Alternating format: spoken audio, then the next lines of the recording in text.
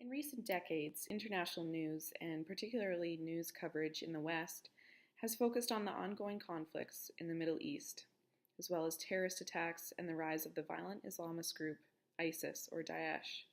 In early 2015, this group took responsibility for the attack on Charlie Hebdo, the satirical newspaper based in Paris.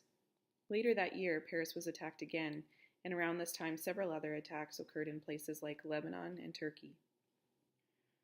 Cultural representation of Islam and Muslims within the West has been imbalanced, leading to grand narratives or stereotypes like, all Muslims are terrorists.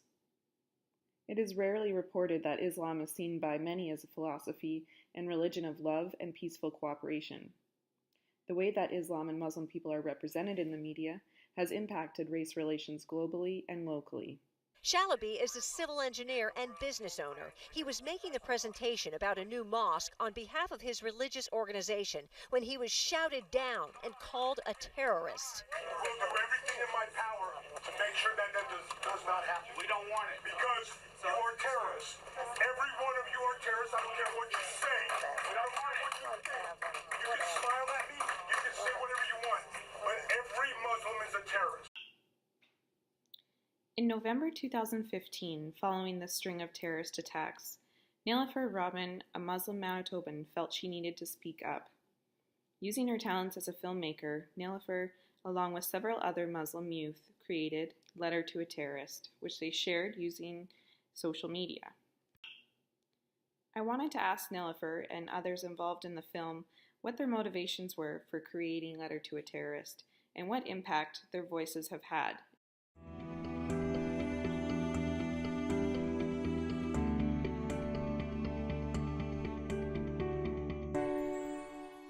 2015, it just felt like a really stressful year for so many reasons. Here in Canada, of course, we had our federal election, during which time there was a lot of polarization or polarizing discourse, especially when it came to Muslims. And I felt sort of the anxiety building, and on a global scale, of course, the Syrian crisis was playing out, and, constant crisis in the Middle East, and with the nature of the world today and how we communicate on social media, you can never really get away from that stress, and you feel guilty stepping away because you need to be a part of it. You can't just sort of turn off the TV and feel good when you know that there's so much trauma happening in the world. And that's the way I was feeling. It's traumatic for the people who are direct victims and for people around the world who are watching it unfold. I needed to be able to do something concrete, and I thought, well, I'm a filmmaker. Maybe my role is to put something out in the world that will be able to contribute to the conversations that are happening and to help people connect emotionally, because I think that's such a powerful way of bridging gaps and spreading compassion in a world that is so divided, I think, today. My name is Ayat Mnena, and I was lucky enough to be in the film Letter to a Terrorist that Niloufar made. I also have experience with using social media as a tool for activism.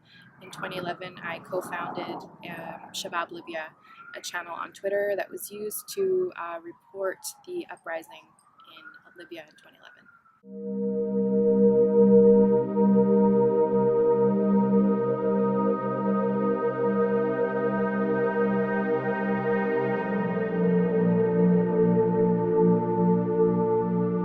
Unfortunately, I think that given the media climate that has existed for decades, there is a mainstream and there are narratives that are pushed out there constantly, and they don't necessarily always promote understanding, and they don't always care if we're really growing in our knowledge of what is being reported. It's just kind of, we're being fed images and ideas, and it's a very narrow picture. So whether or not someone who's like a filmmaker like Niloufar or an artist or or a writer who gets media attention, the fact that their story is now being incorporated and getting attention, that's activism, because you're really taking a space that's not developed and you're creating space for yourself for new narratives to be showcased. And that's an active process. Those that want to share their story or put something out there for people to identify with just to get people's attention is kind of competing with the media realm. And I personally went through something like that when in 2011, when I got involved with what was happening with the Arab Spring and the really, really high use of social media then by activists on the ground, activists around the world like myself, were able to utilize a tool that was traditionally something that the media community was kind of embracing and people were using for their personal lives, to turn that into something that could be looked at as activism. Coming out of Libya and what was said, there was a lot of control in terms of media in Libya. So we decided that we would report abroad for the people on the ground and be their connection to the international community using social media that we saw Egyptian and Tunisian activists do. So we set up a network that we had on the ground, friends and family, and then other people along the way, and we reported what they told us using social media, and it was really effective and turned into pretty much like a 24-hour news cycle online on Twitter called Shabab Libya. Our goal was to contribute to the narratives that were going to form in response to something taking place in Libya. We wanted to represent facts, and at the time, facts would be countering whatever the state media would say, and facts would also be challenging international media to be more rigorous in their reporting. And we wanted to support the Libyan people's call for democracy and change. And so we all know what took place in 2011. A complete uprising took place in a NATO supported operation, probably a turning point for social media at the time. The Arab Spring saw kind of a huge shift and an opening of like citizens coming up and becoming journalists themselves, and adding that story to the news cycle without the news even having to acknowledge that, because everybody could access it.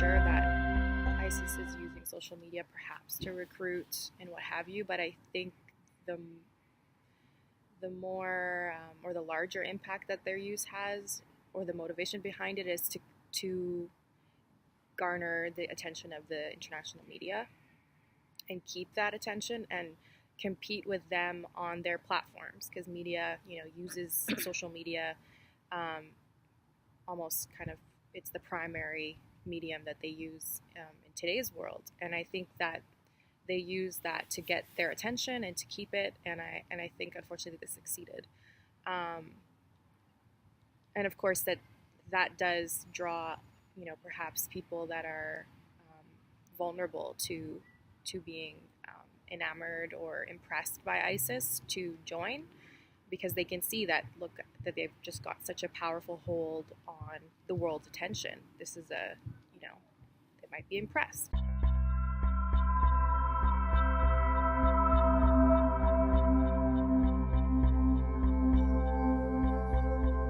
As Muslim for myself, it's hard to try and explain to people, acts that other so-called Muslims are doing in the world that are so violent, and that really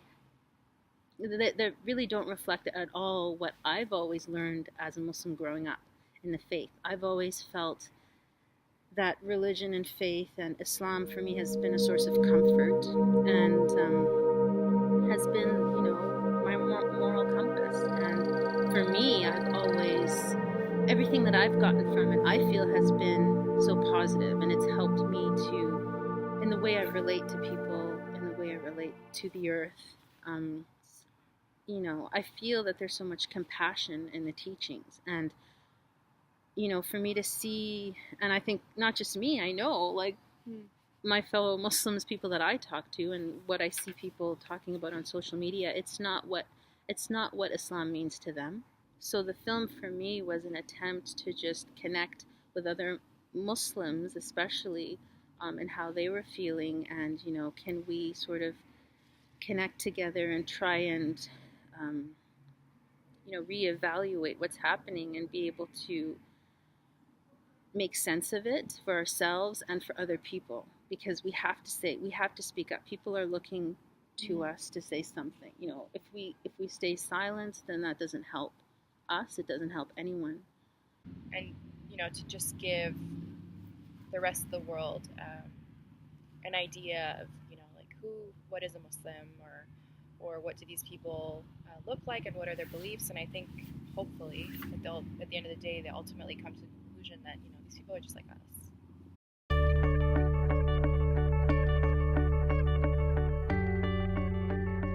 When I think of myself trying to represent my community, I think more and more I realize it's difficult to represent my whole community because it's so diverse. I've always known that since I was a kid, growing up in our little mosque in Winnipeg.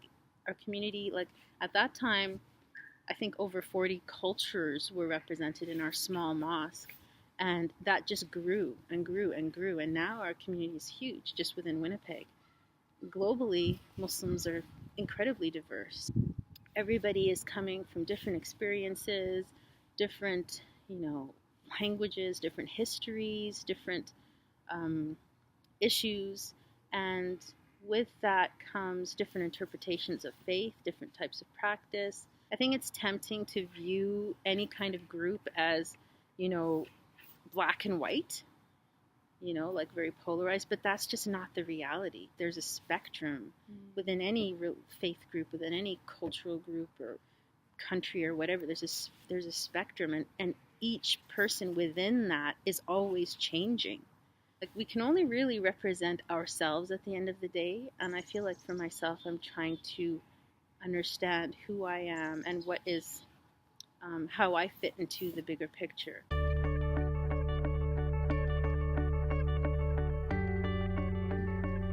Well, the immediate impact of releasing the film was very overwhelming because a lot of, I strictly just put it on social media, and then I guess a lot of media outlets picked it up. So Winnipeg Free Press, CBC, CTV. I was so the week post posting it was very busy, and I had helped with some of those interviews too because it was kind of overwhelming for me. Even international news, I think, picked it up as well. So in that sense, it was very good.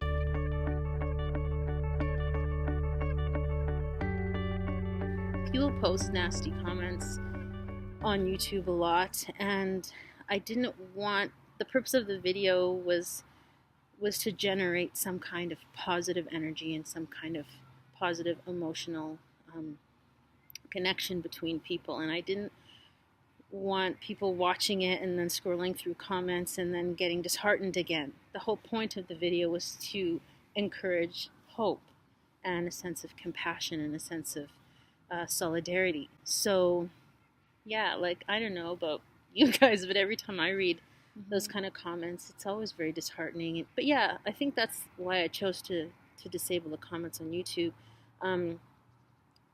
Thank God on Facebook the comments were overwhelmingly positive, so that was kind of a blessing because it sort of kept the momentum going of people feeling encouraged.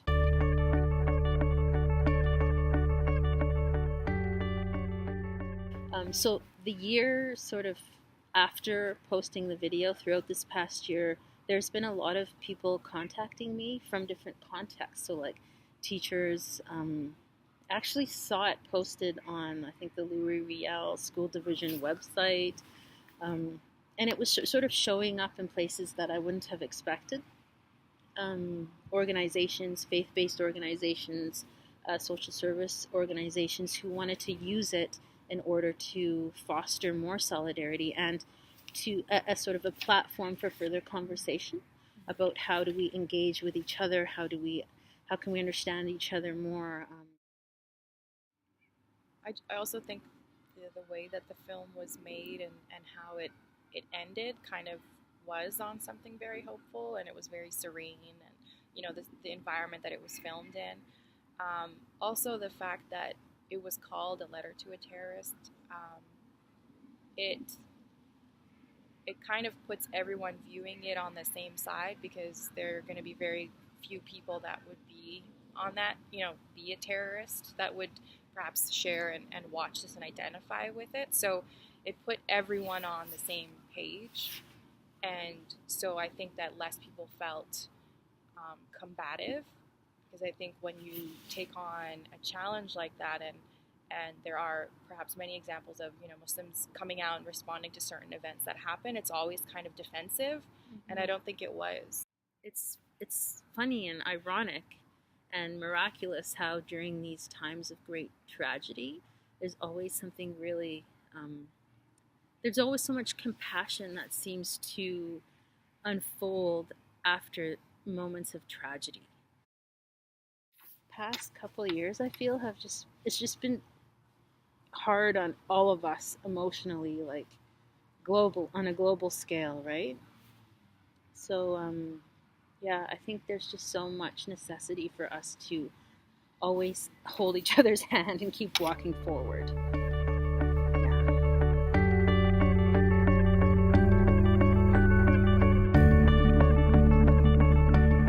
Yeah, I just want to keep being able to tell positive stories, and how we can sort of move forward in this world together. And yeah, I know it sounds cliche, but make the world a better place, you know.